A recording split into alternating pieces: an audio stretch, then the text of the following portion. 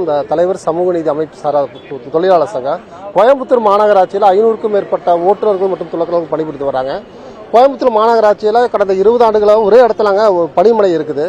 புதுசாக ஒப்பந்தம் எடுத்துக்கிற சதர்ன் வெஸ்ட் மேனேஜ்மெண்ட்ங்கிற நிறுவனம் வந்து தொழிலாளிகளுக்கு இஎஸ்ஐ பிஎஃப் எதுவும் செலுத்துறதில்ல, பாதுகாப்பு உபகரணங்கள் செலுத்துறதில்ல, குறைந்தபட்ச கூலி வழங்குறதுல பல போராட்டங்களை நாங்கள் நடத்திட்டு வந்தோம். அது பணிமனையில் திடீர்னு சொல்லி ஏற்கனவே இந்த பணிமனைக்கு பதிலாக சீரநாய்க்கம்பாளையத்திலையுமே காலப்பட்டியில் ஒரு புது பணிமனை கொண்டு வராங்க. அந்த பணிமனை என்ன சுடுகாட்டில் வச்சிருக்காங்க. சுடுகாட்டில் ஒரு ஒர்க் ஷாப்பை வச்சுட்டு அங்கே எப்படி சாப்பிடுவாங்க, எந்த அடிப்படை வசதியிலுமே இல்லை, குடிநீர் வசதி இல்லாமல் வாகனங்களை அங்கே நிறுத்தி சொல்றதுங்கிறது வந்து மனித தன்மையற்ற செயல், அருவருக்கத்தக்க ஒரு செயல். இவங்க சக மனிதர்கள், ஒரு செத்த பிறகுதான் ஒரு சுடுகாட்டுக்கே போவான், வாழும்போது சுடுகாட்டில் போய் இருக்க சொல்றாங்கிறத யாரும் ஏற்றுக்கொள்ள. எந்த அரசு அதிகாரியுடைய அலுவலகமும் சுடுகாட்டில் இல்லை.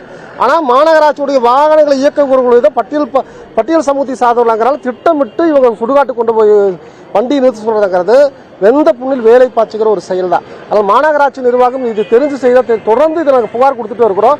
நீங்க ஏதாவது வாகனம் ஏற்கனவே இருக்கிற வாகன பணிமனை என்பது இங்க ஜே மண்டபத்தில் இருக்குது, அங்கே ஆர்எஸ்புரம் பாரதி பார்க்கில் இருக்குது, எந்த பிரச்சனையும் இல்லாமல் ஓடிட்டு இருக்குது.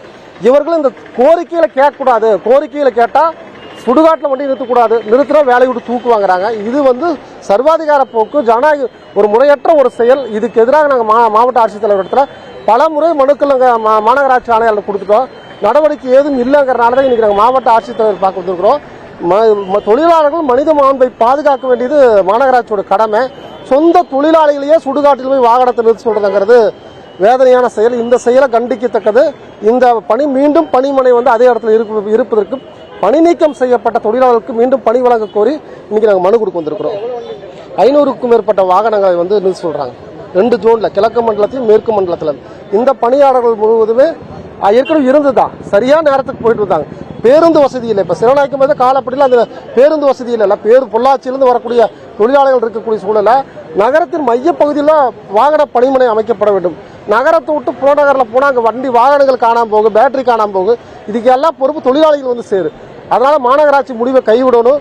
பணி நீக்கம் செய்யப்பட்ட தொழிலாளருக்கு மீண்டும் பணி வழங்கப்பட வேண்டும். தொழிலாளர்களிடம் பிடித்தம் செய்யப்பட்ட இஎஸ்ஐ பிஎஃப் பணத்தை முறையாக செலுத்தப்பட வேண்டும் என்கிற கோரிக்கை வலியுறுத்தும்.